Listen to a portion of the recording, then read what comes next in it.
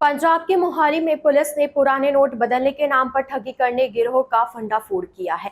उनके खिलाफ पुलिस ने 1.5 माह पहले 1 अक्टूबर को गुपचुप एफआईआर दर्ज की थी। आरोपियों ने मोहाली के सुनार को ठगी का शिकार बनाते हुए उससे 7 करोड़ रुपए ले लिए थे। सुनार के पास 800 करोड़ के पुराने नोट बदलाने के लिए कॉल आई। ठगी 2023 में हुई थी। पुलिस ने इनके खिलाफ 1 अक्टूबर 2025 को मामला दर्ज किया था और 1.5 माह बाद इनकी गिरफ्तारी हो सकी। पुलिस ने 12 लोगों के खिलाफ आपराधिक मामला दर्ज किया था, जिनमें से हरियाणा के कुरुक्षेत्र के रहने वाले सचिन व गुरदीप सिंह को गिरफ्तार किया।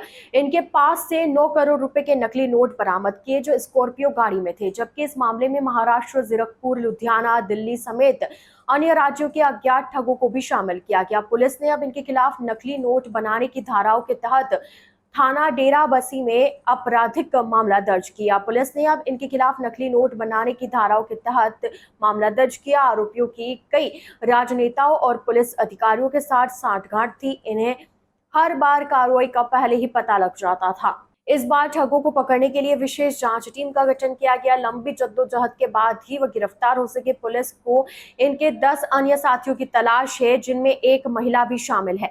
अब तक की जांच में सामने आया कि आरोपी किसी एक राज्य में करोड़ों की ठगी कर दूसरे राज्य में चले जाते हैं और वहां पर ठगी के बाद राज्य बदल लेते हैं। इन्होंने राजस्थान, गुजरात के अलावा मध्य प्रदेश के लोगों से भी ठगी की है। वह पुराने 500 और 1000 रुपए के नोट बदली करवाने के नाम पर लोगों को ठगते थे।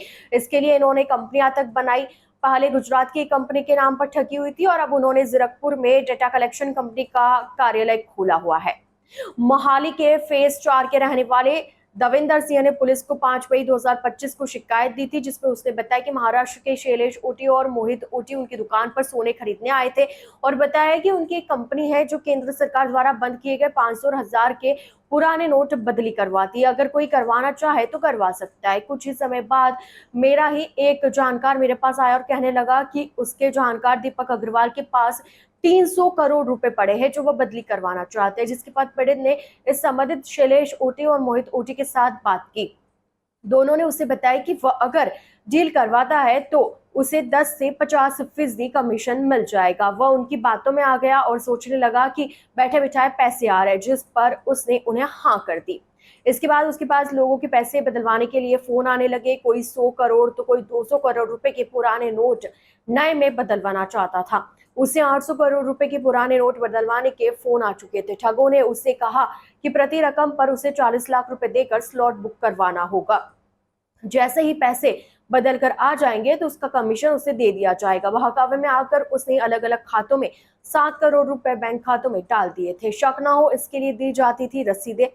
पीड़ित ने बताया कि आरोपितों ने उसे बताया था कि उनकी दीक्षा कॉरपोरेशन गांधीनगर गुजरात के नाम से कंपनी है। वह इसकी रसीद कंपनी की ईमेल के जरिए भेजते। यही नहीं, आरोपियों की तरफ से उसे कंपनी के आईडी कार्ड तक भेज दिए गए थे। वह उनके बहकावे में आकर उन पर विश्वास कर बैठा था। अब ठगों की तरफ से जीरकपुर में एक कार्यालय किराए पर लेकर नई फर्जी कंपनी बनाई गई थी। इसमें डेटा कलेक्शन करने का काम करने की बात कही जाती थी, मगर इसके एवज में लोगों से ठगी का कारोबार चलाया जा रहा था। वह अपनी कंपनी में लोकल लड़कों को 15 से 20 दिन से ज्यादा काम नहीं करवाते थे और उन्हें किसी न किसी बहाने से काम से निकाल देते थे। इस फर्जीवाड़े में पुलिस को कई रईस जादव और नेताओं की तलाश है। पकड़े गए हरियाणा के आरोपी इनके जरिए ही ठगी का जाल बिछाते थे। खुद को अमीर दिखाने के लिए वह लग्जरी जिंदगी जीते थे। रोजाना बड़े क्लबों और होटलों में पार्टियां होती थी ताकि बड़े लोगों के साथ लिंक बनाया जा सके। इन्हीं लिंक का इस्तेमाल कर लोगों को बहकाया जाता था। सचिन व गुरदीप सिंह समेत अन्य आरोपी शाही जिंदगी जीने का दिखावा करते थे। इनके अलावा उनके साथ कई ऐसे लोग काम करते थे जो नकली नोट मुहैया करवाने का काम करते थे। इनके पास स्कॉर्पियो एन जैसी गाड़ियां हैं और अब 4 दिन के लिए पुलिस रिमांड पर है। दोनों आरोपियों के वकील ने अदालत में दावा किया है कि दोनों को गलत ढंग से फंसाया गया है। दरअसल मामला कंपनी में निवेश और प्रॉपर्टी के विवाद का है।